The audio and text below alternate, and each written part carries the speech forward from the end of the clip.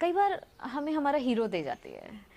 हाँ, एक ऐसा व्यक्ति या रोल मॉडल जिसकी ओर हम देखना चाहेंगे और जो कहीं ना कहीं हमें इंस्पायर करेगा हमारी जर्नी में आगे बढ़ने के लिए, तो वो भी एक भाग हो गया।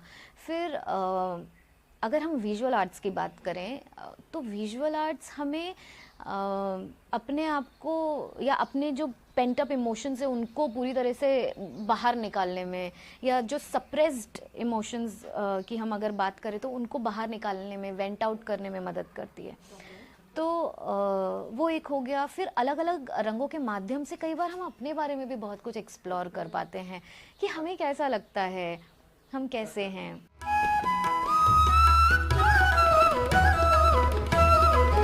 और पार्टिसिपेट करना है हमें क्योंकि हमारे सामने कुछ एक ऐसा प्रोसेस है, ना कि इसलिए कि इससे हम शायद आज पेंटिंग सीख लेंगे, शायद हम आज ड्रामा सीख लेंगे, वो उद्देश्य नहीं होता है। ये क्लास नहीं है, करेक्ट।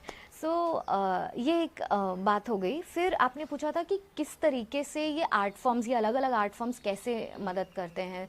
तो अगर हम स्टोरी टेलिंग की बात करें तो स्टोरी टेलिंग जो है वो लोगों को कई बार मदद करती है उनकी खुद की जो लाइफ स्टोरी है उसको प्रोसेस करने में। और ख़ास तौर पे जिस सेटअप में हम लोग काम करते हैं वहाँ पे बहुत कुछ ऐसा हुआ होता है लोगों के लाइफ्स में कि वो एक्नॉलेज नहीं किया गया होता है, उसको एड्रेस नहीं किया होता है, उसको किसी के साथ शेयर नहीं किया गया होता है।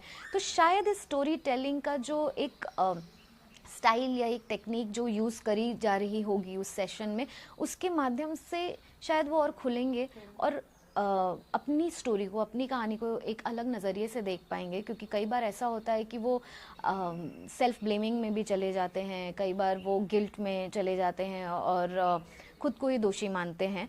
सो यहाँ पे दोषी ढूंढने की ज़रूरत नहीं है, यहाँ पे हमें जो कुछ हुआ है उसको कहीं ना कहीं एक्नॉलेज करने की ज़रूरत है। तो स्टोरी टेलिंग इसमें भी मदद करता है। दूसरा, स्टोरी टेलिंग हमें मदद कर सकता है कई बार अलग अलग नज़रिए जानने और समझने में। हम लोग शायद एक ही दिशा में सोचते हैं, पर अगर इस आर्ट फॉर्म के थ्रू हमें और भी अलग नज़रिए पता चल रहे हैं जिसके बारे में हमने सोचा ही नहीं कभी, तो व्हाई नॉट।